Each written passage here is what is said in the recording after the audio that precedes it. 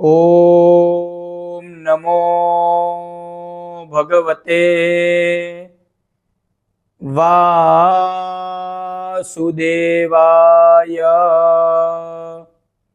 छायायां पारिजातस्य हेमसिंहासनोपरि आसीनमः बुधश्यामम् मायताक्ष अलंकृतम्। श्रीमद् भागवत महापुराण के अंतर्गत भक्ति और भक्त की महिमा क्या है, इस चीज को हम जानेंगे। भागवत महापुराण में स्वयं भगवान बताते हैं कि मैं अन्य किसी भी चीज से वशीभूत नहीं हूं, लेकिन मैं मेरे भक्त के वशीभूत हूं, क्योंकि भक्त के पास भक्ति है। तो भक्त और भक्ति की महिमा के विषय में श्रीमद् भागवत महापुराण के अंदर जो एक प्रसंग है वह मैं आपको बता रहा हूं। अभी जो मनु का काल चल रहा है, जिसे हम वैवस्त मनु यानी श्राद्ध देव कहते हैं, तो श्राद्ध देव के एक पुत्र है, उनके 10 पुत्र है, जिनमें से एक पुत्र है नभग, और नभग के पुत्र है नाभाग, और नाभाग के जो पुत्र है वो है अम्बरीश। तो राजा अम्बरीश की जो कथा लिखी गई है श्रीमद् भागवत महापुराण में, राजा अम्बरीश ये बहुत ही भक्तिमान राजा थे। 12 महीने की जितनी भी एकादशी आती है, उन्होंने पूरे साल तक एकादशी के व्रत किए थे। एकादशी के व्रत और 1 साल की जब एकादशी उनकी समाप्त हुई, तो कार्तिक मास की एकादशी करने के बाद द्वादशी के दिन व्रत उद्यापन, जिसको हम पारणा कहते हैं, वो करने की वह तैयारी कर रहे थे। तो प्रातः काल सुबह उठ के यमुना जी में स्नान करने के बाद अपने नित्य नैमित्तिक कर्म से निवृत्त होके ब्राह्मणों को बहुत सारा उच्च गुणवत्ता का स्वादिष्ट भोजन करवाया, बहुत सारा दान भी किया, और व्रत उद्यापन करने की तैयारी कर रहे थे।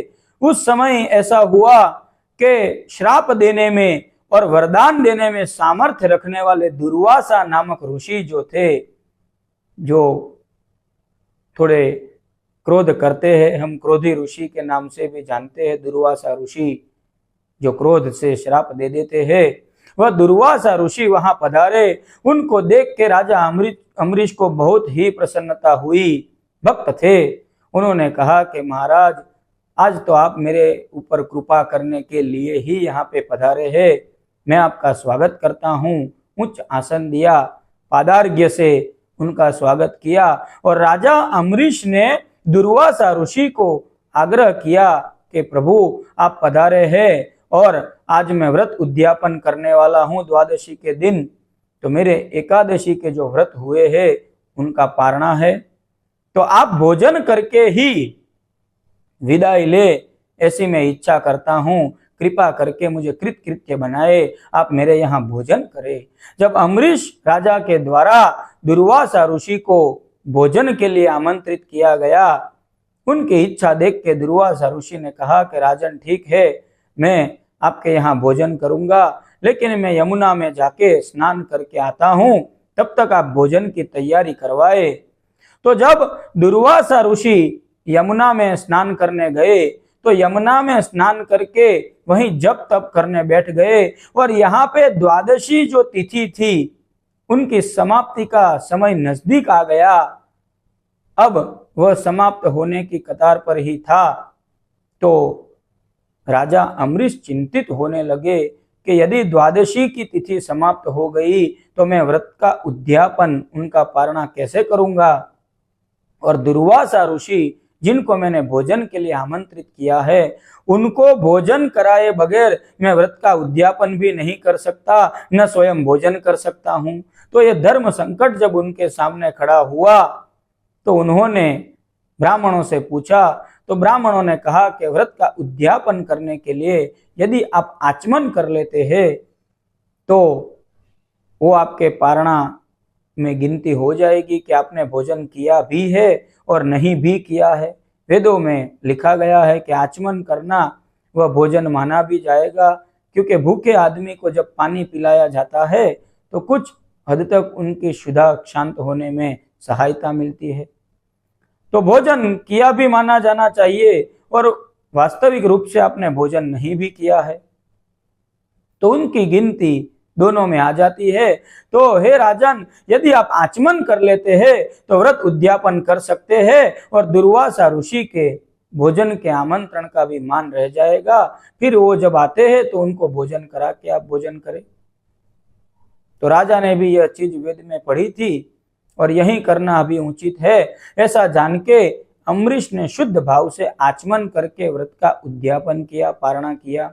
जब दुर्वासा ऋषि ने आके देखा कि मेरे बगैर ही उसने व्रत का उद्यापन कर लिया, पारणा हो गया और मुझे भोजन अभी कराया नहीं गया है, तो वह बहुत ही क्रोधित हुए कि तूने मुझे भोजन के लिए आमंत्रित किया और मुझे भोजन कराए बगैर तूने व्रत का पारणा कैसे किया।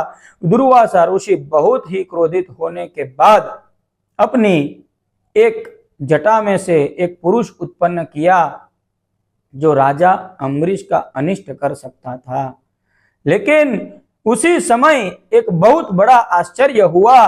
जो पुरुष राजा अम्बरीश का अनिष्ट करने के लिए प्रकट हुआ था दुर्वासा ऋषि के क्रोध के प्रभाव से, उसी समय अम्बरीश राजा के पीछे से भगवान विष्णु का सुदर्शन चक्र जो है वह प्रकट हो गया और जो पुरुष प्रकट हुआ था उनका तो नाश हो गया दुर्वासा ऋषि के द्वारा। जो पुरुष प्रकट किया गया था उस पुरुष का तो नाश हो गया, लेकिन अब वह सुदर्शन चक्र भगवान विष्णु का जो है वह दुर्वासा ऋषि को भी बहुत ताप देने लगा, पीड़ा देने लगा। दुर्वासा ऋषि उस पीड़ा को, उस ताप को सहन नहीं कर पाए, सुदर्शन से अपनी मृत्यु को देखने लगे और उस ताप से, उस पीड़ा से वह भागने लगे कि कैसे मैं इससे बच सकूं। तो भागते भागते पृथ्वी की सीमा जहां तक है वहां तक भागे, लेकिन उनको कहीं पे भी शांति नहीं मिली। सुदर्शन चक्र उनके पीछे पीछे जा रहा है। बहुत ही भयभीत हुए, पूरी सृष्टि की सीमा तक घूमे। जब उनको कहीं भी शांति नहीं मिली तो सुदर्शन से बचने के लिए वह ब्रह्मा जी के पास ब्रह्मलोक में चले गए। ब्रह्मा जी ने देखा कि दुर्वासा ऋषि के पीछे सुदर्शन चक्र आ रहा है और दुर्वासा ऋषि ने जब ब्रह्मदेव से प्रार्थना की कि हे ब्रह्मा जी, मुझे इस सुदर्शन चक्र के तेज से, प्रभाव से, उनकी अग्नि की ज्वाला से मुझे बचाइए, मैं अवश्य ही मर जाऊंगा। तो ब्रह्मा जी ने कहा कि मैं कुछ भी करने में इसमें सामर्थ्य नहीं रखता हूं, ये तो भगवान श्री हरि का, विष्णु का सुदर्शन चक्र है। अरे मैं भी जिनके द्वारा प्रकट हुआ हूं, वैसे श्री हरि अगर कोई कार्य करते हैं तो उसमें मैं कुछ भी करने में सामर्थ्य नहीं रखता हूं। जब ब्रह्मा जी के द्वारा दुर्वासा ऋषि का रक्षण नहीं हुआ तो दुर्वासा ऋषि जो थे वह शिव जी के पास गए। हरि हर तो एक है, शिव और कृष्ण में, विष्णु में कोई अंतर नहीं है। तो शिव जी ने जब देखा कि ये तो स्वयं नारायण की लीला चल रही है, उसमें विक्षेप करना अच्छी बात नहीं है, तो शिव जी ने भी दुर्वासा ऋषि का रक्षण नहीं किया। दुर्वासा ऋषि ने प्रार्थना तो की शिव जी से, लेकिन शिव जी ने कहा कि मैं इसमें विच्छेद नहीं डाल सकता। तो शिव के द्वारा भी कैलाश पे जब दुर्वासा ऋषि की रक्षा नहीं हुई तो दुर्वासा ऋषि भगवान विष्णु के पास वैकुंठ धाम में गए। अब बात का प्राण यहाँ पे है कि भगवान विष्णु से जब प्रार्थना की कि इस सुदर्शन चक्र के तेज से, इस सुदर्शन चक्र के प्रभाव से आप मुझे बचाइए, तो भगवान विष्णु कहते हैं कि दुर्वासा, आपकी प्रार्थना तो सही है, लेकिन आपका रक्षण करने के लिए मैं भी सामर्थ्यवान नहीं हूं। स्वयं भगवान श्री हरि नारायण कहते हैं कि आपका रक्षण करने के लिए मैं भी सामर्थ्यवान नहीं हूं। अरे ये सुदर्शन चक्र तो मेरे भक्त की रक्षा के लिए प्रकट हुआ है। अब अगर आपकी कोई रक्षा कर सकता है तो वह तो केवल मेरा भक्त है, मेरे भक्त के अलावा आपकी कोई रक्षा नहीं कर सकता। ये है भक्त की महिमा। उसी समय तात्पर्य समझ गए दुर्वासा ऋषि और दौड़ते दौड़ते अम्बरीश के पास आए जहां से भागना शुरू किया था। अम्बरीश के पैर पकड़ लिए दुर्वासा ऋषि ने, तो अम्बरीश ने भी कहा कि अरे महात्मा, आप मेरे पैर मत पकड़िए, भक्त है। भक्त तो विवेकी होता है। कोई महापुरुष उनके पैर पकड़े और भक्त को अच्छा लगे? तो राजा अम्बरीश कहते हैं कि आप मेरे पैर मत पकड़िए। तो दुर्वासा ऋषि ने कहा कि सुदर्शन के अग्नि से आप ही मुझे बचा सकते हैं। तो उसी क्षण दोनों हाथ जोड़ के जब राजा अम्बरीश ने सुदर्शन चक्र की स्तुति की तो सुदर्शन चक्र शांत हो गया और भगवान के पास चला गया। तो बात का तात्पर्य यह है कि भगवान के भक्त और भक्ति की महिमा है। स्वयं भगवान उस भक्त की और भक्ति की रक्षा करने के लिए किसी न किसी स्वरूप में प्रकट होते हैं, लेकिन वह भक्ति जो है वो विवेक भरी होनी चाहिए, अहंकार भरी नहीं होनी चाहिए। और दूसरी चीज आपको मैं यह भी बता दूं कि जब दुर्वासा ऋषि ने राजा अम्बरीश के पास से भागना शुरू किया था सुदर्शन के ताप से, और जब वह वापिस आए थे, इस बात को 1 साल हो गया था, क्योंकि पृथ्वी लोक और ब्रह्मलोक, कैलाश लोक, वैकुंठ लोक की काल की गणना जो है वह अलग अलग तरीके से होती है। तो पृथ्वी लोक में इस बात को 1 साल बीत गया था और 1 साल तक श्रीमद् भागवत महापुराण में लिखा है कि अम्बरीश जो है वह आचमन ही करते रहे। 1 साल तक उस भक्त ने खाना नहीं खाया, क्योंकि दुर्वासा ऋषि को उसने वचन दिया था कि मैं आपको भोजन कराने के बाद भोजन करूंगा। अरे ब्राह्मण देव ने भोजन नहीं किया और भक्त भोजन कर ले, ये भक्त का प्रभाव है, ये भक्ति का प्रभाव है।